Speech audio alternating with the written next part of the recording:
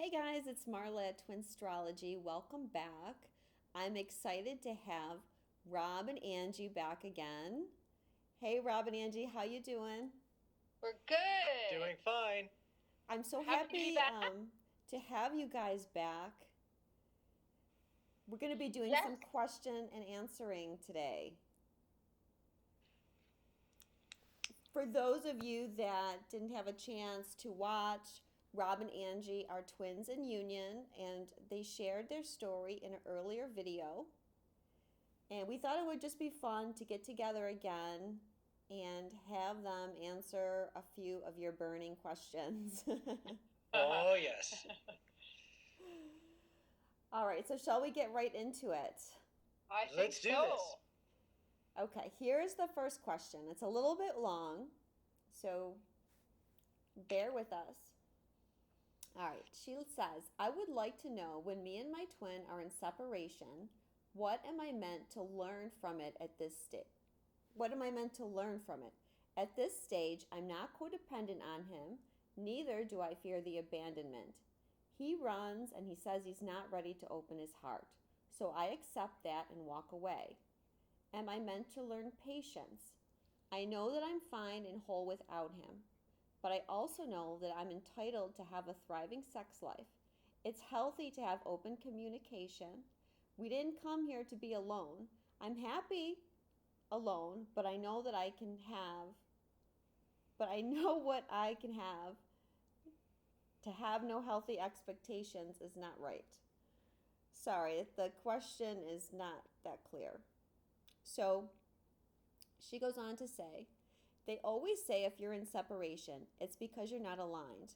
But what am I meant to do when I'm already feeling whole and I'm dependent on myself and I create the life I want? Problems are to be solved, not run away from and shut down. I'm not going into not having, I'm not going to, there's not enough periods in this I know. question. I'm not going to buy into not having healthy boundaries or expectations. I give him time and space, but I know what moves us forward. He seems to keep going backwards with his insecurities and not understanding me. I don't want to strive for a life solely on my own without a divine masculine. This connection requires patience, love, and growth. He's constantly shutting down and cutting me off, teaching me that he does it because of fear of loving me, lack of understanding this journey. I don't need him, but I want him. Any advice is appreciated. So I apologize that I fumbled a bit with the question because it wasn't written that clearly, and there's really a lot of information in There that is. question. That question had at least a half a dozen different aspects to it. Yeah. And and one thing that struck me was she said that I already feel whole and I am dependent on myself and that I create the life I want. It is very true that a person can be working on themselves and creating a huge amount of comfort zone, but the other person still needs to be doing their growth too. And if the other person is running away, is it because you're trying too hard to connect with them and they're not ready to connect? Or are they somewhat ready to connect, but they need to take more time? The question is how much push is she putting into trying to connect with her twin? That's a very good point. Yes. Yeah, definitely. Something else I would like to add is just going back to her question in the very first sentence, what am I meant to learn from it? I would say from everything she's given us, even though it's not written clearly, she's given us a lot of information, which I find very helpful. Just by how she's saying, I feel whole, I don't want this, or I don't need this, but I want it. Then the stuff about, he keeps going backwards with insecurities and not understanding me. What all of that, or what I'm hearing from all of that, is not a connection of wholeness within.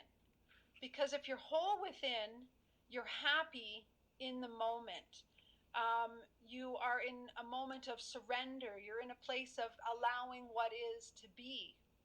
But when your comment is going backwards with insecurity and not understanding me, what I hear from that is judgment, expectations, not honoring where the other person is at. So to me, I don't hear a person that's whole, that is happy, that is content with where they're at. I hear somebody who is pushing, who's struggling, who has expectations, who isn't in a place of being happy and content. So, what I would say you're meant to learn is continue working on yourself. Also, remembering our twin is us, they are our mirror. So, if they're reflecting back to us that they're going backwards with insecurities and not understanding, is that a reflection? Is that something to maybe look at and examine? Is there something in that that I need to look at? And also, I got to delicately dance around this one sentence. It says, I know that I am fine and whole without him, but I also know that I am entitled to have a thriving sex life. It's healthy. It's healthy to have an open, communicating, honest partnership. I don't want to stomp at all on the person who's asking the question, because they're actually asking a question from a point of view that is very, very common. We hear this quite a bit. So it's a beautiful question. But the one word that really struck me was the word entitled. Entitlement is strongly confident, almost to the point of having a touch of ego. And ego is the hardest thing, really, for a lot of twins, especially the male twins. But both sides can have a little too much ego that clouds the smooth, the more valid ways of progressing deeper and deeper into twin flameism. You know, it's good to hear the confidence, though. Yes. And also, when it comes to the sex life, let's meet this one head on, just for the fun of it. You know, good sex doesn't necessarily always come from good bodies. It really does oftentimes come from good mind, good grounding, good connection, good bonding. And if you try to push into a relationship, twin flame or not, but especially with twin flames, because most of us have got very deep connections that we must honor. If you try to push into those relations too fast, hoping for the great sex life, if one or the other is not grounded and totally committed to that relationship yet, it can actually throw in a bunch of 3D insecurities that could really harm the future growth of that relationship. So yes, you might be entitled to a great sex life, but wait till it's ready for sure. Don't hang on to that as one of the biggest hopes. It will come, but there's a lot of other things that come before it. That's a very good point. Another thing I'd like to also add, in terms of, she's wanting a connection and communication. She's saying we didn't come here to be alone. If your twin is not ready for you, but you're ready to be in a connection, is there anything wrong with being with somebody else? In my opinion, absolutely not, because it's other people, other connections, other relationships that help us grow, help us learn, so that we can be ready when our twin is ready. So maybe it's an opportunity for her to seek another relationship to get those connections that she's looking for, so that she doesn't feel like she has to be alone. But yet at the same time, give her partner the space, her twin the space, to honor where he's at and allow him to come to his own healing and his own process of being ready for the connection. So it doesn't mean she has to be alone, waiting, sitting there twiddling her thumbs going, well, what do I do? Well, he's not ready. I haven't talked to anybody yet in the realm of twin flames that's been able to reel their twin flame in like they're on a hook in a fishing line. Those people have to come on their own volition. They really, really do. So that patience and that space as much as it's torture, it seems to be one of the safest and most successful routes. Yes. Yeah, because I mean, your twin really will stay away until you get to that place of like just loving them wherever they're at. If they're Yes. choosing to be with someone else, you have to accept that and love them anyways. You know, if Exactly. they're running from you, you have to accept that and love them anyways. And when you can honor the place that they're at without judgment, without expectation, that's when you know you're becoming more whole and centered within yourself. Yes. Otherwise, there's this little bit of, you know, you guys already mentioned that push. There's this little energy snag within you that's giving out a wrong signal. Yes, and your twin feels that. Whether true. you're saying any of these words to them or not, they feel it again because you're connected. So any energy that you're feeling, if you're feeling like he's going backwards with insecurities, what message are you sending to him? He's hearing that. He's feeling that from you. Yeah, and I think you already mentioned like that can be an illusion. It's Absolutely. like it's what you're perceiving, what possibly what you're projecting on them. Yes. And this is where shadow work is really important. In fact, I think, Marla, you just talked about that today in one of your posts. Or I read it in one of your posts. I don't know if it was from today. But about doing some shadow work. And this might be something to learn because, again, that's the point of this question. What am I meant to learn? Is we always are growing. Yes, we may feel whole inside, and there's nothing wrong with that. But even when we're whole, there's still more growth. There's still more expansion. We're always evolving, whether we're in union 20 years or we're in union 2 years or we're not in union.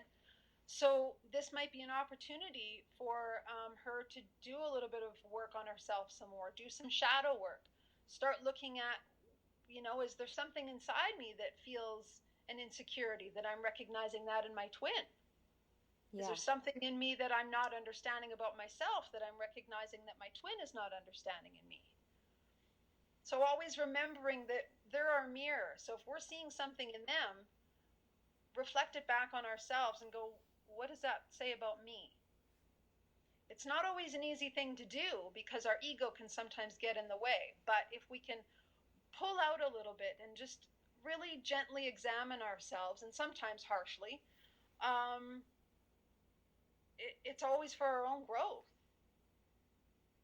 Yeah, I mean, how many times have you thought, oh my gosh, I think I'm healed. You know, I've come so far. Look at me. I must be perfect. And then something comes up and like slaps you in the face, and you're like, oh my gosh, where did that come from? Well, just to share, I don't want to get too far off track because we want to answer the other questions, but just to share quickly, just before Rob and I met, I quit counseling because I thought I was all done and I had done my 4.5 years of work and I had healed all my past wounds. I hadn't even begun. Let's be real. So yeah, I mean, we can be in our own place of, no, I got it all figured out and I know I'm healed and I'm whole. We're always growing. So keep growing. And I'd like to reiterate that too. I know it just seems to me that every time I figured that I've met the most extreme person that I would have ever met spiritually as far as what they express outwardly, just as soon as I get comfortable with that person thinking, okay, now there's the maximum, then I meet somebody else who's got some other fantastic or wild gift. And I have to start all over again, being all humble, going, well, here I thought I had everybody figured out, and now I've just got another one. It doesn't end. But it gets to be intriguing after a while. Yeah. And I channeled a message from Metatron today, and he was saying, you know, you have to let us be your eyes and ears because you down there, you can't see the whole picture. And so sometimes we see things one way, and it's really not the truth and the bigger picture. And the more that you can clear before you come into union, the easier your union's going to be to come together. Absolutely. Because, Yeah. like you said, just because you're in union doesn't mean all your problems are solved. Sometimes they just get more intensified. So, the more that you can shed, the better. And spirit can see that better than we can, unfortunately. And we just have to trust that they know what they're doing. Yes. Well, yes, it really does seem like that. As much as, let's just say, two people who are sort of just barely open when they first meet, then they break apart for a while. When they come back together, they have both grown so much. But also, if they've learned the new way that they can handle things, they've become stronger as far as handling the other person's gifts and strengths, and they've also grown themselves. They've also learn to amplify themselves. So just when you think you're stronger and can handle things now, things come at you also stronger too. So it just seems to be a never ending chasing up the ladder. Wow, that's a And great point, Rob. Thanks. He's full of good analogies. yeah,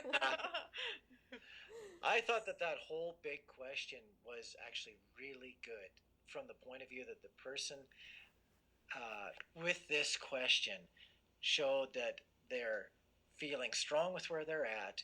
They are okay with being alone, but they don't want to be alone. They said, I don't need him, but I want him. Mm-hmm. That is where the patience comes in. And patience is in that question. She wrote that in her question. Mm-hmm.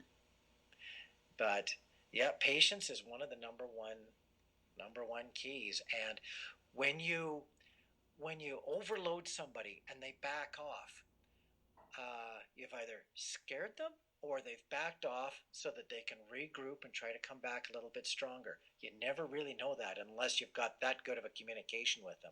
But backing off is oftentimes regrouping, not necessarily running. Yeah. Yeah, true. Excellent. Yeah. And I'm sure, she's really close. And like you mentioned, many people feel the same way that she's feeling. Yes. Yes. I think this is a very common question, which makes it a great one. Yeah. For sure. But shall we move on to number 2? Yeah. Sure. Okay. If you reflect back on all the years, was there a possibility to speed up the reunion? 20 years is a long time. Was it because of personal choices, dating others, etc.? I hope for me that reunion will come sooner. I know it's divine timing, but I'm sure it's also other reasons. I really like this question because it's one that's so common.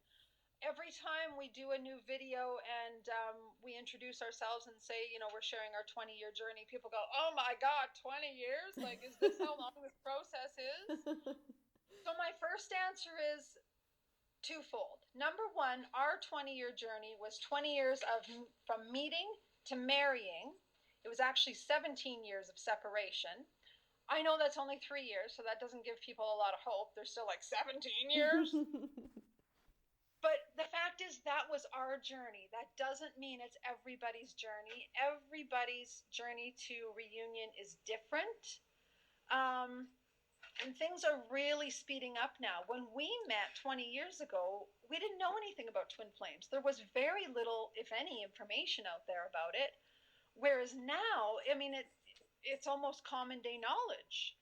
Like, there's people that are hearing the word twin flame and going, well, do I have one? And they're all searching. So it's becoming more of a familiar term, which means there's more people awakening. And the more of us that are awakened, the faster things go, the faster things shift.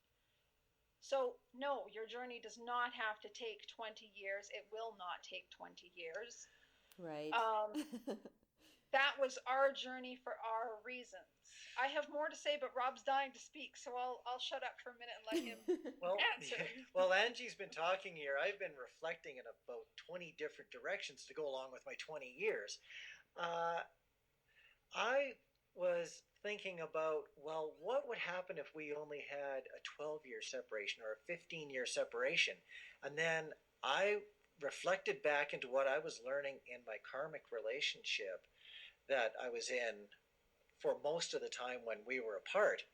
And there was there was some events, some spiritual growth events that my karmic partner went through that I was invited to attend and be a part of.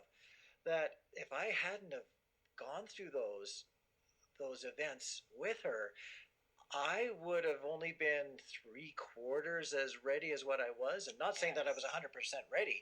I might have been 70% ready or 50% ready when I finally got back together with Angie again, but I would have still been missing those elements. So even right up to the end in that karmic relationship, it was still teaching me things, and I wouldn't want to be without those lessons.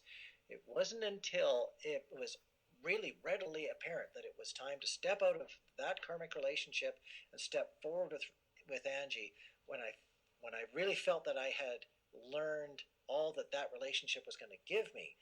That was the right time to step out, and I'm really glad that I waited. I wouldn't have wanted to have missed that last 3 or 4 years, especially. Yes. And for me, I totally agree. So, to answer her question, was there any way to speed it up? Not in my opinion or experiences, because every other relationship after our meeting and our first months together, every relationship, every job, every friendship, every experience in my life taught me something that brought me back to union. It all was like a missing piece of my puzzle that I needed to make me whole within. So, was there a way to speed that up? I don't believe so. It was just part of the process as it was divinely guided. Um, like she was saying, is their personal choices dating others. I wouldn't be ready for this union if I had missed even one person that I dated, because each person gave me more lessons, gave me more realizations, gave me another piece of myself back. I feel very much the same way. I'd done a lot of dating along the way, aside from my karmic relationship, and nearly every one of them brought something that I would never want to give back, Yes. and that was an experience that I can carry forward. It's a time of growth, of gaining knowledge and gaining tools, and learning from the people that you're with. I I'm gonna speak for about a minute here on speeding up the process. I actually have a strong fear within me, especially in today's day and age of instant gratification, where people will try too fast to speed through all the steps and processes that naturally will come to you that you normally would grind through on divine time. People try to force through them, and I'm really concerned that I'm going to be seeing people that meet for the first time, then break up, rush together too quickly, and have a second separation before they finally get it connected right the third time. I don't know how I would live through a second separation. It was hard enough only having one, but to rush in too quickly, I do have concerns that people will try too fast and have to break apart a second time. Yeah, that's a good point. Yeah.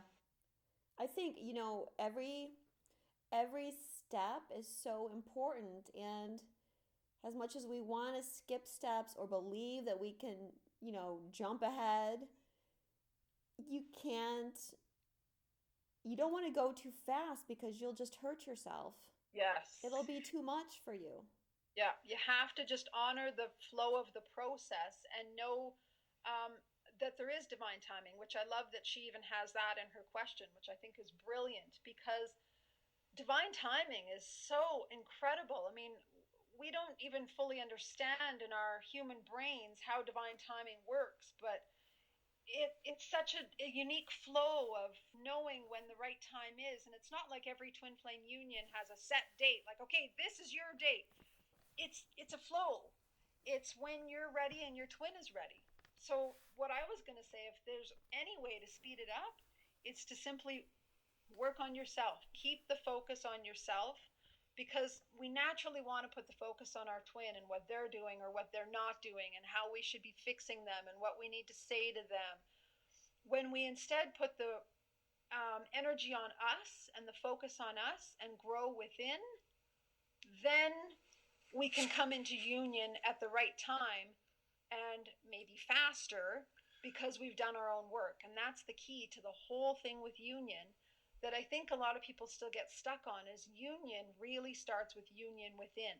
If you are not united to yourself within, you can't unite with another externally. Divine timing is 5D. Trying to push through things is a lot more 3D. Oh, that's excellent. You got to stick with what you feel. You've got to stick with what you feel is right.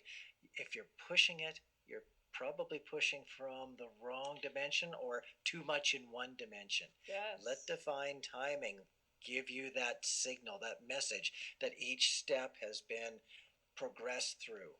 Let it flow. Again, don't push it. Yes. And when we go within, we're in the flow because we're honoring what we're feeling within rather than looking outwards and going, okay, well, this is the stage I think I'm at. So now I'm going to get to this stage. So again, go within. And like Rob says, I think that's brilliant. Mm-hmm. Just enjoy the flow as it is in 5D because it will guide you. I think there's a whole lot that we don't know about when unions are going to come together. Yes. Like, what is it based on? We probably know a small fraction of what goes into divine time of your union. And that's such a good point. I wanted to also add to that about the fact that twin flames are coming into unions in waves. Because if we all came into union at the same time, we'd blow up our planet with our love. I mean, we're here to heal it with our love, not blow it up. So we come at little bits at a time so that we can all, it's been explained that there's grids. We're grids all over the world. And as we come into union, we light up another piece of the grid. So there's a much bigger 5D picture that we don't even really understand. Yeah, there's universal energies and planetary alignments and collective energies, and it's much bigger than us. And just, even our work, we each add a piece to the collective as well. So we can't even begin to fathom even what these things truly mean at this point. No. We're connecting with people all the time, and I can't even bring myself to, oh boy, here's a big word, to judge how things are going with the connections that we're making with people. I just have to let it go and just trust that everything is working out just fine, just like it took so long to get back together with Angie. I could start to feel it towards the, let's say, 15th, 16th, 17th year.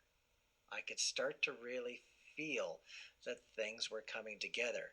But I'm really glad that I didn't try to feel. I had to let it feel. Mm-hmm. Yeah, in other words, you just went with the flow and didn't force it. Absolutely. I wonder if it was a benefit to you guys to not know anything about twin flames. Yes. I think it was. For our personality, we're both very highly motivated, intense workers. So if we knew all the stages, we would have just dove in and pounded through it like you're telling people you can't do. No sleep, go, go, go. Yeah. Achieve. Yeah, we would have completely done that. And it wouldn't have worked. It wouldn't have worked. We blew ourselves up so badly in our first time around that we needed a lot of time, and neither one of us really knew what that time was going to be. We didn't even know there was a second chance. Well, no, I'd given up on that. Yeah, completely. We had no idea. So yeah, that was can it go faster? I think that things are going faster on their own, but 10 times as fast? Well, no, I doubt that. I think the key is just to honor the process. Mm-hmm. Honor the 5D process and also honor yourself and the process within. So it doesn't mean, okay, I'm going to go and push and heal every wound that I have. It takes time. You can't heal them from your mind. You have to heal them as they come. Yeah, because you can't see them because certain wounds can't even be shown to you until you reach a certain level. Exactly. And sometimes until you heal one wound, another wound doesn't show up. Mm-hmm. They kind of come in stages. Yes. So, yeah. I think what I wanted people to take away when they heard that you had a 20-year journey was that, hey, you made it. You were Exactly. separated for 20 Yeah. years, but you still made it. And you weren't Exactly. dying that whole time. Like, No. spirit was assisting you in doing what you needed to do during that time. So it wasn't like horrible, heart wrenching, I cried every day for 20 years. No. No, I was having a No. wonderful life, a life of travel, of sharing, companionship, friends all over the place. It was a real good life. But I still always had that little memory and connection back to Angie in the background. But then again, I remembered many people in my background too. I just never knew that Angie was going to all of a sudden jump back up after so many years. Yeah, and I think, like you say, Marla, like a positive takeaway is if people that are on a journey of 20, 25, I know some people that are even 45 years before union happened. Whew, that's a long time. If we can go through those long of journeys and still make it, I hope that it gives hope to people that this is real. Union happens. It will happen when we allow it to happen. Mm-hmm. But see, maybe that's where the not knowing that you're twin flames or anything comes in, because I think when people get attached to that term, it puts such a big expectation Yes, there's about what's huge going to happen. expectation. Yeah.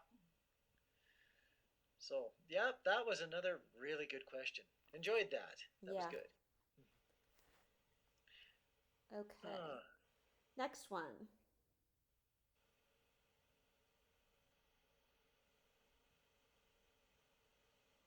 Thank you for arranging. Oh, wait, sorry. How do you deal with karmic partners who are trying to keep you apart and making things difficult? Let's take that first part. Sure. Yeah, this probably Do you want to go first? Do you want me to go first? This is an No. awesome question for us because we experienced this. So we perfect. We completely did. I'll take the first run at it, but I'm probably going to have to try 2 or 3 times after Ange has her turn, or 2 or 3. Who are karmic partners who are trying to keep you apart. There, ultimately, when it was time for us together, there was nothing that was going to keep us apart. The only thing that was truly assisting our partners in keeping us apart was our own lack of readiness to get together. Mm-hmm. When it come time for us to get together, I was ready to throw away my entire life that I had, risk financial ruin, risk all the judgment of friends who may or may not ever want to speak to me again because of decisions I was making, and leaving a karmic relationship abruptly and without any, well, what was apparent was no conscience, but I was grieving inside terribly. But ultimately, if your karmic partner can keep you apart from your twin, that probably means you're not quite ready to make the jump to being with your twin either. Yes. Because when you're truly ready to be together and both of you are in that same place, like Rob said, there's nothing. We, we literally were ready to give up our homes, our possessions, friendships, family, money. We were actually planning and prepared to live out of a hotel until we figured out where we were going to live, because we just knew the magnetic pull to each other was so strong. We didn't care what we had to go through. We just needed to be together. It was time to be together. And yes, our karmics were very challenging. Mine especially. I was terrified of him. Which brings me to another piece is, if you're in, for example, a position that I was in where you can't talk to them on a 3D level, your karmic, what I did with mine is I talked to him telepathically, just like I would with Rob in my meditations. It certainly wasn't the same connection I had with Rob, but I just talked to his soul and reminded him that he had agreed to this path as much as I did, and this was part of our journey.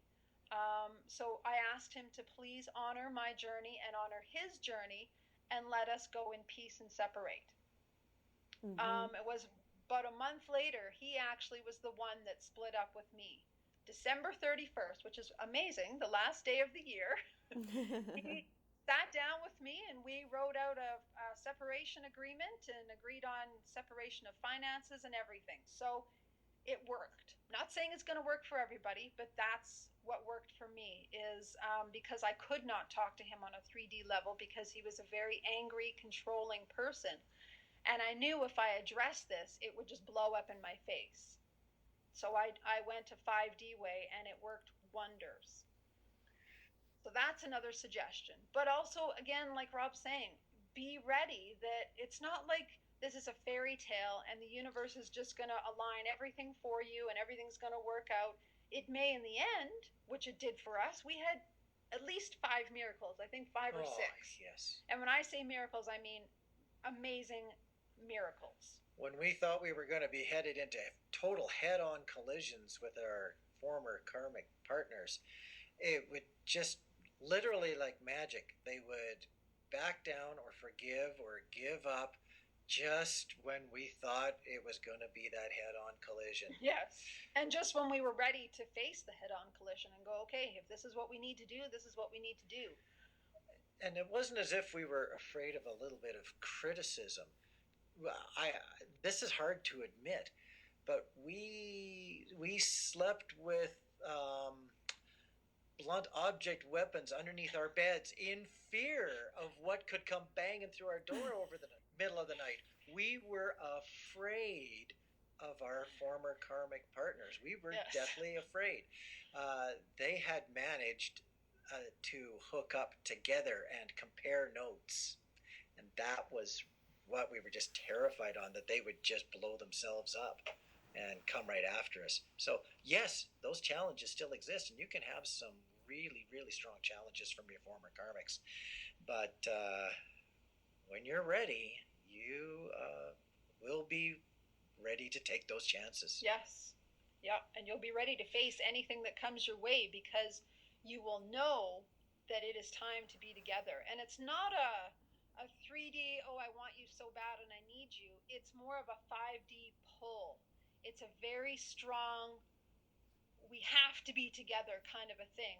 Again, not for a physical neediness, but a very 5D spiritual draw to each other. There's a lot of trust that comes with that 5D pull, because there's still the memories of what we had with us that blew us apart to begin with as well. We're concerned that maybe we were deluding ourselves and that we really couldn't live together, but there was a huge amount of trust that we would. And as much as those memories were there, no, even those could not overpower the thought that we needed to get back together. Yeah. Mm-hmm. Yeah, that pull was just way too strong. So yeah, going back to the question, how do you deal with a karmic partner trying to keep you apart and make things difficult? You face it head on. You face it however you have to face it. And if you're truly ready for union, you will get there. Nothing will hold you back. Excellent. The next part of her question is, do you guys have any thoughts on differentiating between a false twin versus a true soul connection? So I really like how this is written. I like that she wrote false twin versus a real twin or a true twin. I like the word true soul connection because that is what every connection is that we have with every human being, whether it's a twin flame, a karmic relationship, a soulmate, any other definition you want to put on them. Sometimes I think we focus too much on terms, too much on labels, instead of just allowing and honoring whatever union there is, whatever connection there is. Mm-hmm. So just to go back before I fully answer the question, every connection is a true soul connection. Whether it's your twin flame or not, you will have a connection. We are all soul beings having a human experience. So every person we connect with is a soul connection. But I understand where the question is actually coming from is what's a false twin versus a real twin per se.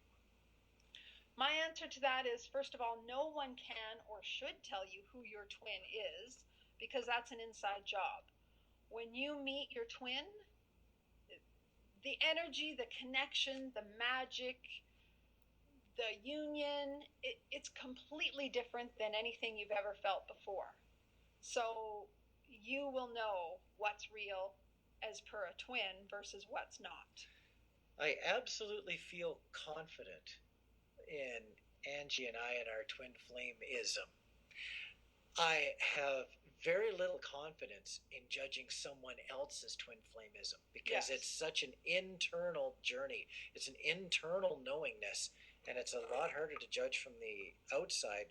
I don't have that confidence in myself. There are other very, very spiritually awake people that can feel it and know it too, and I completely trust their judgments. I'm not there. I'm very, very humble about this. Well, ultimately, anyone can only give you their opinion. Exactly.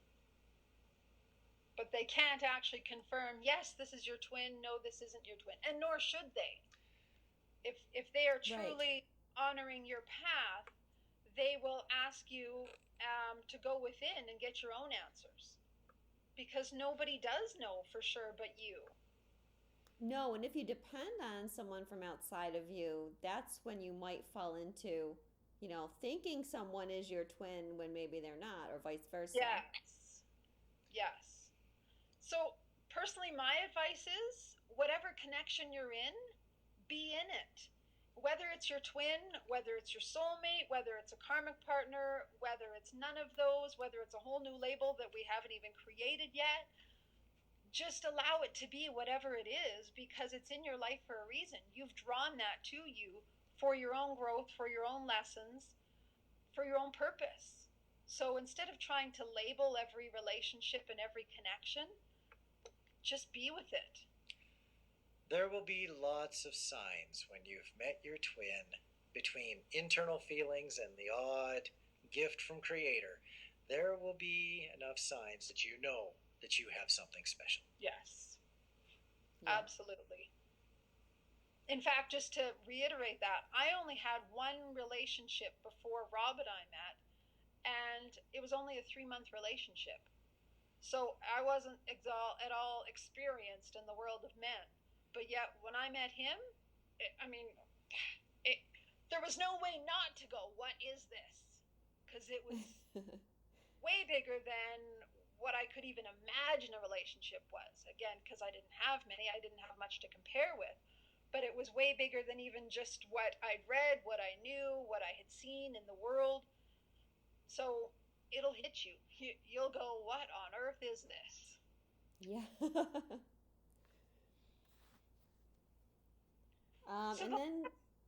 Sorry, go ahead. I was going to go on, Angie, but if you have something else to say, no, that's fine. I was just going to say, let's address the last part of her question too. Okay. Is this path of push-pull really to help us heal and raise to a higher level? Yes, it is. But it doesn't really have to be a push-pull. And this is where I think so many people, in a sense, are so lucky that they have all this awareness now of what twin flames are and what the stages are and what's really happening, because we don't now have to have all that push-pull. We can just let go and let it be what it is. If our twin is pulling away, if they're running, and I use quotations because running doesn't necessarily have to mean what we think it means, but if they're moving away, now we know, okay, they're me. So I'm obviously moving away from something too. So I need to look within and go, what am I pulling away from? So there doesn't have to be this external push and pull of, well, you're leaving, so I got to yank you back. And now I'm leaving, so you got to yank me back. But on an energetic level, yes, there is a push and pull. There is this 5D coming closer together, pulling apart. And each time we do that, we're a little more closer to each other. We've grown a little more. We've healed a little more. We've released a little more of our pain so that we can have a little bit deeper of a connection. So, yes, we are getting to a higher level each time we do that. And that's just part of the journey, is allowing that that flow coming together, moving apart. Because as we're doing that, we're sharing our energy. So the things we've grown and learned, we're now sharing with our twin on an energetic level so that they can now raise to that same vibration. So on an energetic level, we're matching each other's vibration as we come together and then pull apart, we're growing again. Then when we come back together, we raise each other's vibrations again. Mm-hmm. So it's a really nice dance if you can look at it in a different way. Instead of seeing it as a push and pull, as a struggle, it can be a really nice flow and a merging together and then pulling apart so we can grow. I love the analogy world. When waves on the ocean are crashing onto the sand on the beach, they push the sand up onto the beach and then they pull it back out to where the edge of the wave was. And the next wave comes along and gives it a push and pull. And really, in most situations, the beach just stays there. But with each wave that comes in and out, the sand becomes finer and finer through the abrasion and becomes a better beach. So good at those. I love that. Uh-huh. So go with the pushes and pulls. Yes. There's usually some refinement going along with it. Well, you need the trigger. Yes. If the person didn't pull away from you, it wouldn't trigger them. And even if you don't feel like separation triggers your twin, it does. Yeah. Very much so. Because that's really our biggest wound, is the fear that they're going to leave us. So yes, the abandonment wound is huge for all of us. Yeah. So yeah, each time they pull away, we heal a little bit more of that, and then we get a little bit more whole within, going, well, I'm okay when you pull away. And each time they pull away, you get more of a solidness in yourself, which then helps them come back as well, because they then feel that there's not this pull, there's not this need for you to have them and for them to be there. Mm-hmm. If you've got that waves of connection and then breaking apart and connection and breaking apart, be thankful for that, because if you keep on reconnecting, that's a good sign. That means that there is bonds that are keeping you together, just not together all the time. Mm-hmm. And there's the faith that as you get better and better at this, you may hit and stick someday. That is a lot to hang on to. That's very important. Yeah. Mm-hmm. Very good. Okay, now this question, I think, if people didn't see the last video that you did when you told your story, you had at the end texted Rob that, did he want to know about twin flames, basically, and you explained the twin flame concept to him, and you thought he was going to leave you, but lo and behold, he came back and said that he still loved you. Yes. So we have this woman who said she did the same thing. She had wrote a twin a letter explaining that they were twin flames, and he didn't respond well to that. In fact, he told her it was bullshit and nonsense. So I don't know, how do we want to address this? Maybe we want to talk about timing of telling. Well, what do you guys think about that? First of all, and this is way too simple, he was kind enough to respond, even if it was negatively. He cared enough to respond. So right there is a thought that all is not completely lost. There's still an attempt at communication, even if it is saying, I don't believe a word you said. Yes, especially when she also says that she didn't expect an answer because he didn't answer her other emails. So the fact that he actually responded, that says quite a bit. Yeah. So yeah, let's first address your part on that before we address the 3D stuff that she's talking about as well. I think it's always important, and I'm sorry if I harp on this a lot, but I think to me it's the biggest key, is going within. Getting your answers from within. It's not like I just decided, okay, well, I know this information, I'm going to tell Rob. I had this information for a year and a half before I did anything with it. I was actually being really told by spirit to do it. And I'm like, no, I'm not going to ruin relationships. So mine wasn't just on a whim of, well, we'll tell him and see what happens, or I'll tell him and he'll madly fall in love with me again and we'll run away together in the sunset. I didn't have any of those expectations, nor did I do it because I wanted to. I did it because I was told to from a higher level. Mm-hmm. So I think that's always the key when we're telling our twin flame or when we feel we want to, is to go within and really determine what are your motives, what are your expectations, what do you hope to get out of this, and is this really what you're supposed to do?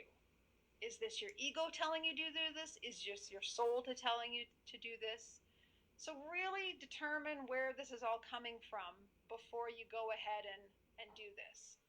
Um, I did it without expectations. I didn't even know why I was told to tell him. I was just, okay, fine, I will honor this because the push has gotten so loud that I can't deny it anymore from spirit. So I Mm-hmm. think that's the biggest key, is really determine why you're doing this. When Angie told me about twin flames, I must have been ready for the answer. I must have been actually longing for an answer in some respects, even though I wasn't consciously waiting for an answer as to why I always still had Angie in the corner of my life. But my level of readiness must have been there.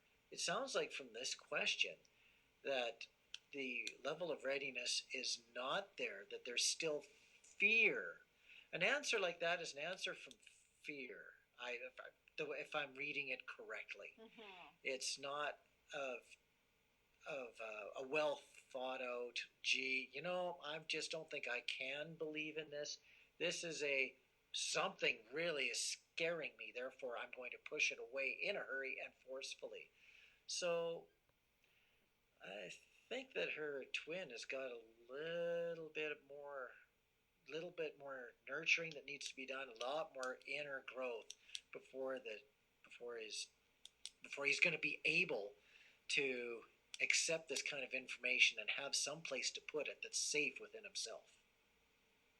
I think what I've seen from some experience, um, sometimes the one is kind of directed to tell the other one.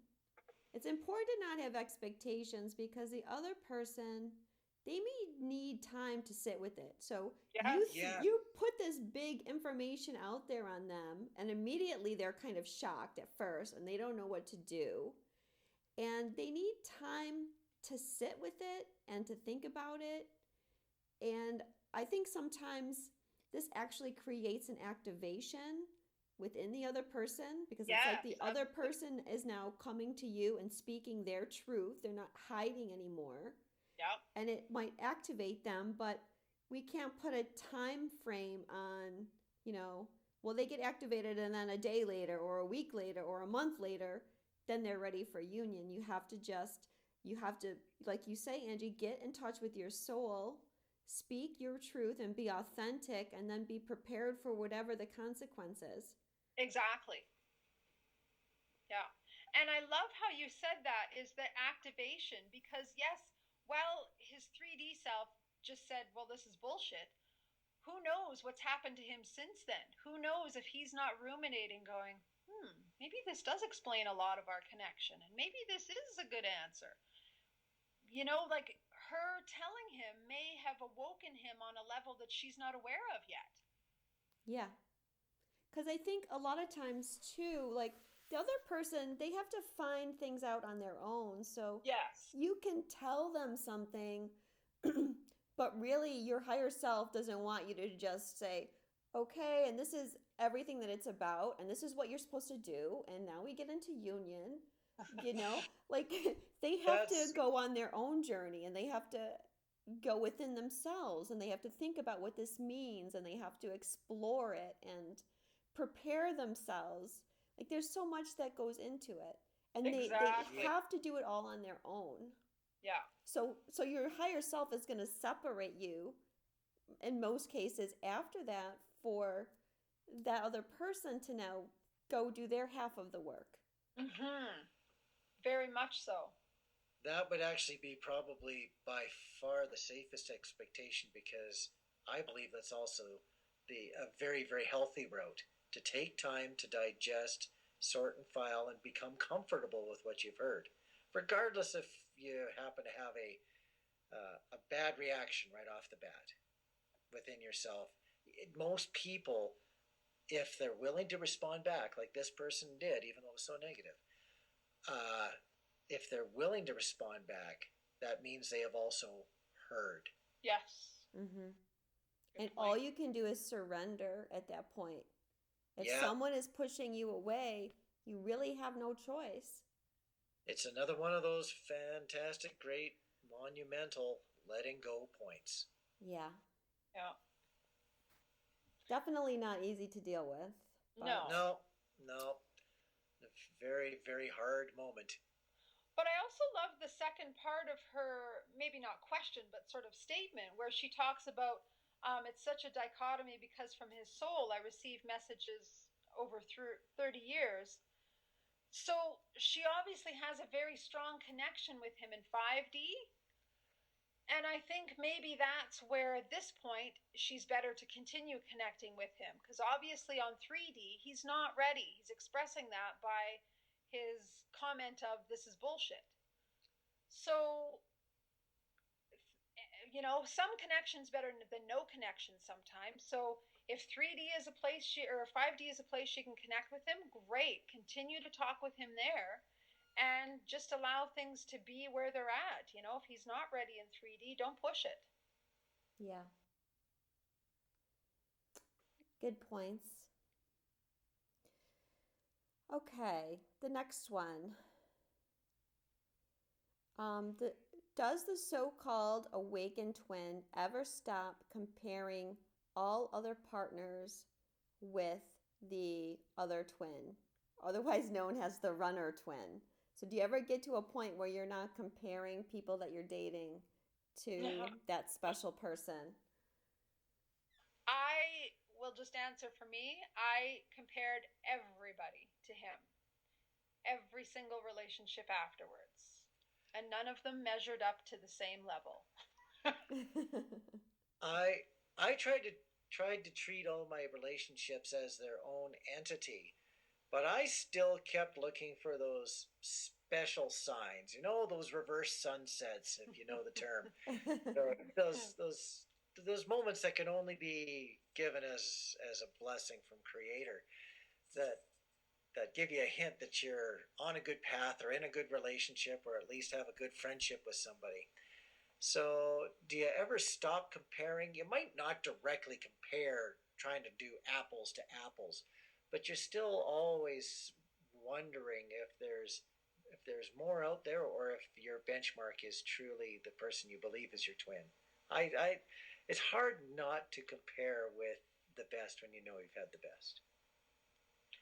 And though, while I totally agree with Rob that it's hard not to compare because I've done it with every relationship, I think it's also important to know that every relationship you have in between your connection with your twin and your union with your twin is important. It doesn't mean, okay, well, they don't measure up, so forget it. I'm not going to be with them.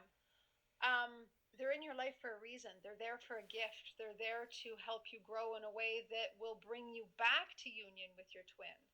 So even though you might compare and go, there's just something about you that just doesn't have what he has or what she has, doesn't mean you throw it away.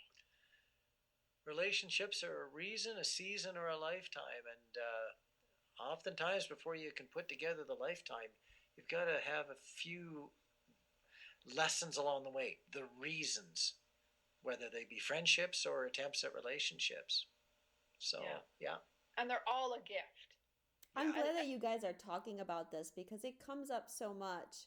Should I date someone else? Yes. Like I must see that like at least once a week in the groups. Yes. Yeah, I see that quite often too. And I think we both shared in our last interview with you, but I'm going to share it again, is that um, I am so grateful to both my relationships after Rob and his relationships after me because they have helped us become who we are, which is whole beings in ourselves, so that we could come back to union. Without our karmic relationships and our other relationships, we wouldn't have been prepared for each other. Rob grew in ways that I didn't know he could grow. And his karmic is a wonderful person that I'm so grateful for that she helped him grow in those ways. Mm-hmm. So he needed her just like I needed the other relationships I had. Yeah, the relationships along the way are very important.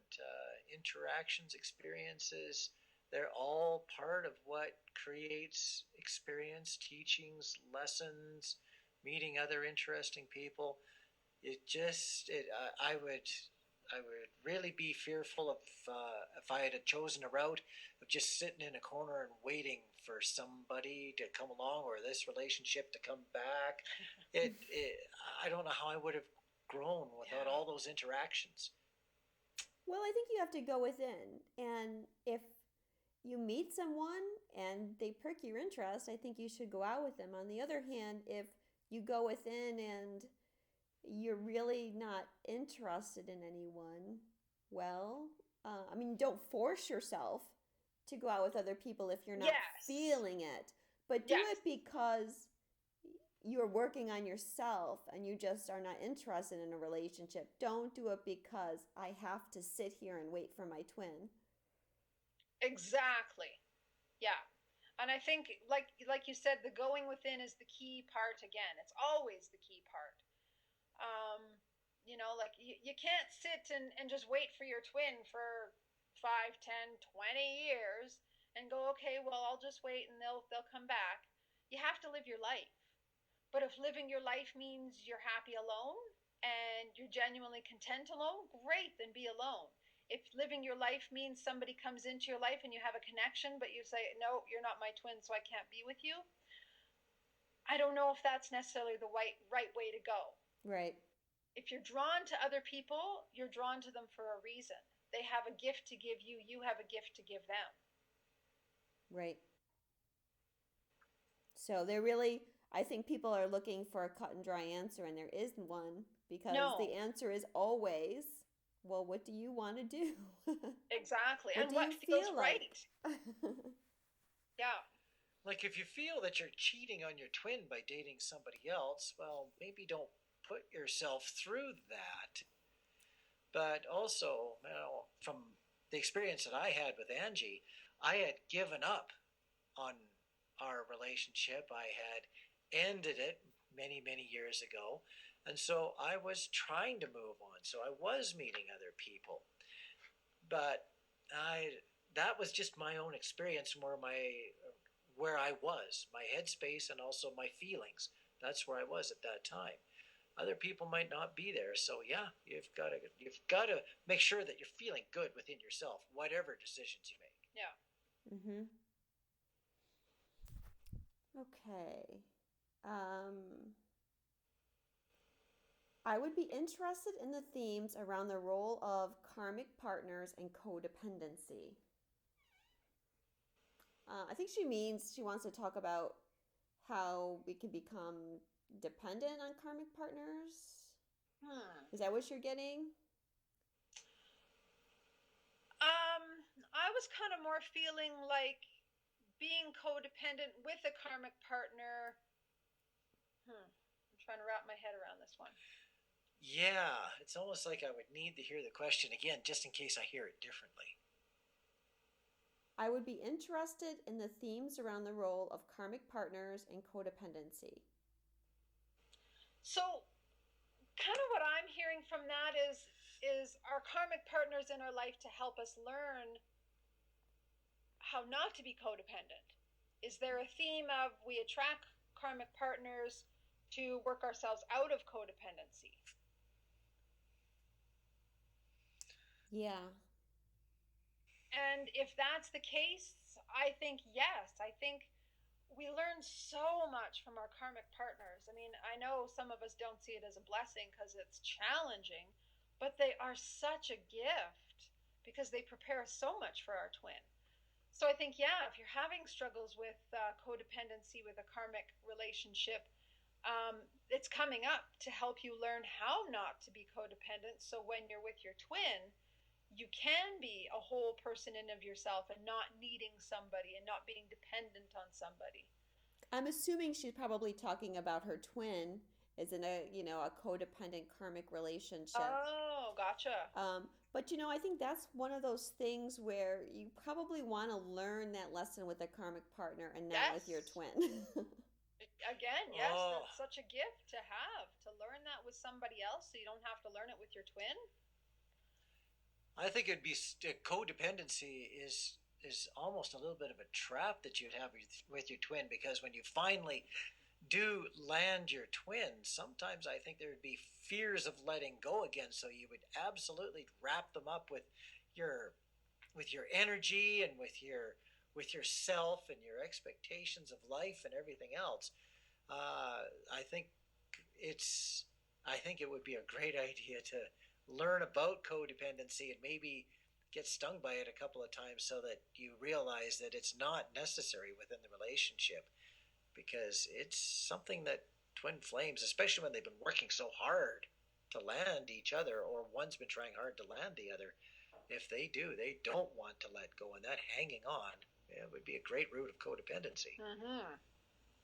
So yeah, if you're seeing your twin is in a codependent relationship, personally, I say celebrate it because they're learning some great lessons that they don't have to learn with you. Let them learn. Yeah, that's Mm-hmm. wonderful. Yeah, because I think that one can probably cause a lot of like going back and forth and separation probably. Yes. Um, so it's good to have that lesson with a karmic. Yeah, Yes. I'm all for the more you can learn with a karmic, the better, because then it's less drama and dynamics you have with your twin. So, I mean, you have to learn the lesson one way or another. But to me, it's easier to learn it with a karmic than my twin. Yep. I would not want to have to learn a lot of these things with No, this would be my very twin. very hard. No, Yeah. I'm looking over at Angie right now and going, nope. Glad I learned that at Don't want a to do different that. time. Nope. Oh. Yeah, so um, your twin with a karmic, celebrate, be happy. Because they're learning some awesome lessons that are going to bring them back to you as a solid whole person, which is what you want. yeah. This person wants to know, how did you tame your love for each other into friendship for all those years? This is a fun question. Do you want to go Wow. first on that one? Yeah, I'll risk going first. One wrong word here.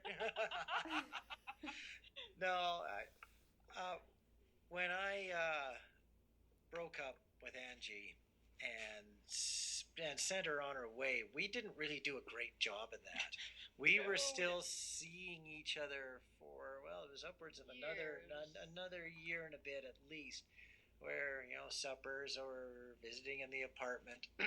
Anyway, but nonetheless, within myself, what I had done is the love obviously hurt, and what I did is I was somehow able to channel it into something more like respect, would be a word of where I tried to convert my love into a high amount of admiration and respect without trying to feel the love. And therefore I really enjoyed being around Angie, but I think I had to build some walls of respect to protect me from the love leaking through and absolutely hurting again and again and again.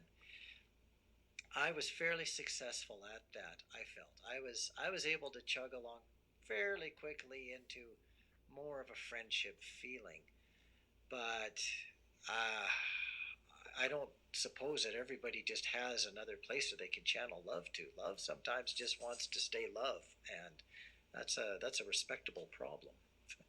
Yeah. Um, For me, it was a couple things. One was seeing that even though we had broken up and we're now in, what the twin flame world calls separation, we were still in that sort of place of come together, pull apart, come together, pull apart. And I could see why we were pulling apart. Like we just weren't fitting. The love continued to draw us together. We had that constant pull together, but we couldn't maintain it because we just couldn't have like a daily life connection together. We were just in such different places. So, it just became easy to see, okay, I don't know how I can love you so much, but still not have it work. But clearly, we are not meant to be together in a dating relationship. I had broken up the relationship. I was the one that declared it dead. I was trying to move on. So I was doing all that I could on the inside of me to allow me the chance to move on. I didn't have any dreams really of ever getting back together. That wasn't a goal. So friendship was the best that I could hope for. In fact, I didn't want to do anything wrong to risk losing the friendship. Like it had already degraded from, in my mind, from being a loving relationship to being a friendship. I didn't want to lose anymore. So I didn't want to blow up our newly found friendship by doing quote unquote anything stupid. So out of that, you shouldn't live in fear, but out of fear of doing something wrong, I tried my very best to stay on what I perceived to be the right track and at least trying to find some way to hang on to a friendship at a minimum. Mm-hmm. And I think the word that comes to mind out of all that we're trying to explain is surrender, is just surrendering what was and allowing what is. So if um, a relationship is not working with your twin right now, is just to let it go and let it be whatever it needs to be, whether it is just coming together once a year or a text every once in a while and then they don't respond for 2 months, but then they do respond. It's just being in that place of complete surrender and allowing. And I know that's not easy, but if you can be in that position, that's the easiest way, in my opinion, to really move through the journey. I'm going to prompt Angie into a story. Oh, do you want me to tell the story? Yeah, I think I'm going to prompt you into the story from the thought that we had briefly talked about it a while ago, and I've all of a sudden tweaked into what I was doing. When we were still, going out for the odd coffee long after we'd officially broken up, I would tell her everything that was going on in my life, whether I knew it would hurt her or not, because I wanted to not only be honest, but I also wanted to make sure that there was a bit of a push, that I kept some separation, that maybe I didn't allow too much hope to creep back in. And here's about where Angie gets to take over with this poor story. Is this the dinner night? Yeah. Okay. So we had both finally, I mean, literally, it took us years to fully move on with our lives and acknowledge that it was just friendship. So we had both dated other people in between, and we'd still get together every once in a while for a dinner or just a coffee or whatever.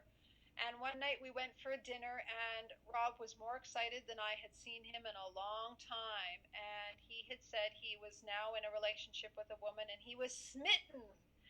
And on the outside, I was like, oh, I'm so happy for you. That's great. I'm so glad you're happy. And inside, I'm like, thanks for stabbing the knife in my heart. Why don't you turn it a little more while you're at it? I mean, I'm dying inside.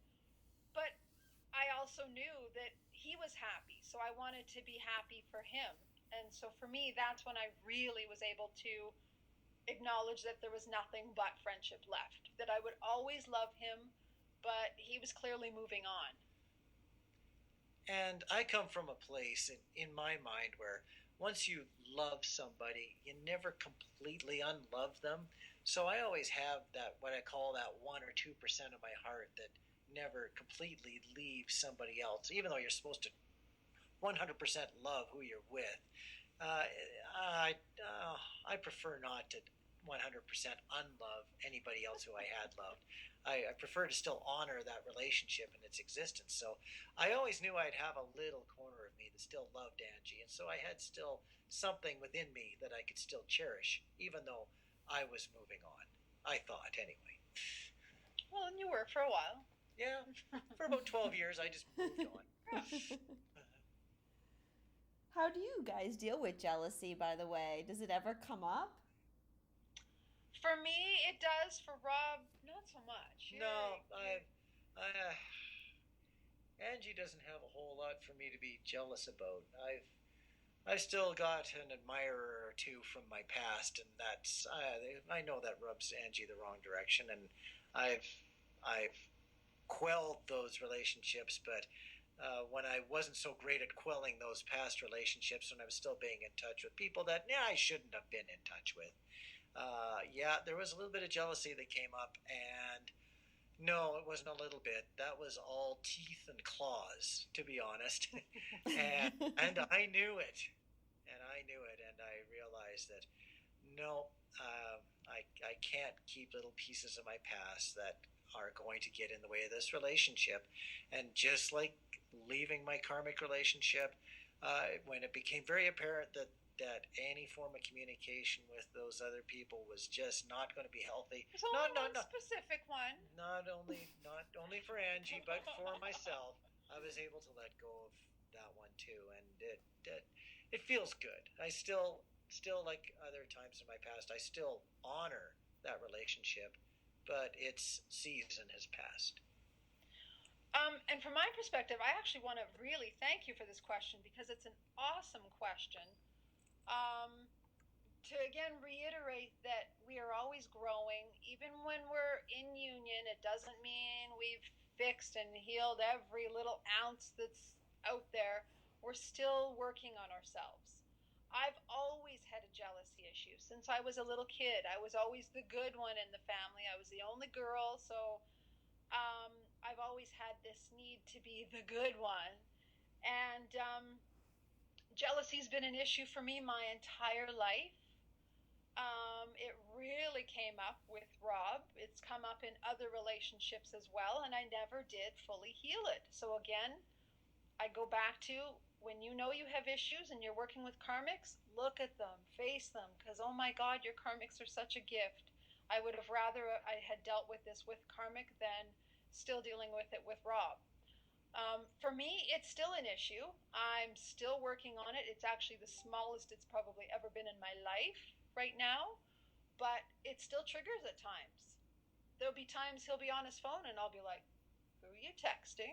What's going on? And I need to know every little ounce of knowledge, and I need to learn to let go and trust that he's got his own life. I don't need to know everything, and I don't need to be jealous of everything. But it's a work in progress. So, awesome question. Well, it's really hard because obviously you love your twin more than anybody. And so if you have dealt with jealousy in the past, of course it's going to come up with them. Yes. And again, the key, and I take my own information to heart. So when I'm telling other people always go within, I do the very same thing. So I look within and go, so what is it about you that you have this jealousy issue? Because if the issue's not Rob, you might want to look externally and go, he's the one with the problem. He's the one talking with other women. But really, the issue is mine. Mm-hmm. So it's a constant working of within and figuring out what that trigger is and why it hits such a nerve. And face it, heal it. And it's not always an easy, okay, it's healed, it's done, I've looked at it. It's sometimes an onion layer that we got to keep looking at and keep facing and peel another layer. But it always goes back to ourselves, and I'm very aware of that myself, so I do the same work that I tell other people to do. Go within. As twin flames, we often have such depth of character in the 3D as well as depth into the 5D that we all end up having so much more, it feels like, than what seems like to be average of things to heal. And it's a double-edged sword. It's a little bit fun to work with these things, but sometimes the challengings can be quite daunting. But from a twin flame point of view, it's very hard to really hide anything from your twin. Oh, yes. So, If Angie's feeling, not not that it happens very much anymore, but if Angie's feeling jealousy, I'm actually very curious as to where it came from, because the last thing that I'm looking to do now in my life is provoke any jealousy, and it's always a question, and thankfully a question that doesn't come up often. Not anymore, no. No. But jealousy and a lot of those kind of emotions are insecurities. Mm-hmm. So it's always your twin is your mirror. So it's always about looking within and going, what am I insecure about? What's going on within me? Instead of, again, facing your twin and saying, well, you're the problem. If you would just stop doing this, then I would be fine. No, it's always, always, always our own stuff. Mm-hmm. Sometimes hard to own, though. It's really easy sometimes to point the finger and make it their problem, but it's ours. It's always ours. I think the last question is some people wanted to know your age differences. We are nine and well, we're Well, nine and a half years apart. We call it 10 years. I was just gonna say, you might as well say 10. Yeah, we call it 10. There's not a lot of time between May and August. May, No. June, July, August. Okay, yeah, 9 years and 8 months apart. I'm older. Just to make that clear. And I wanted to actually add to that a little bit because I know some people struggle with age differences and other people don't at all. For us, when we met 20 years ago, the age difference was really hard for me because I was 23, he was 33. So when you're young like that, there's a huge sort of gap in experience. I mean, I had had one relationship. I just graduated from university. I didn't even have a job yet. Whereas he had a full fledged career going, he had been married, he'd been divorced. So he had all these life experiences, and I felt like a child. I felt completely inadequate next to him on a lot of levels. But now, I don't feel a difference at all.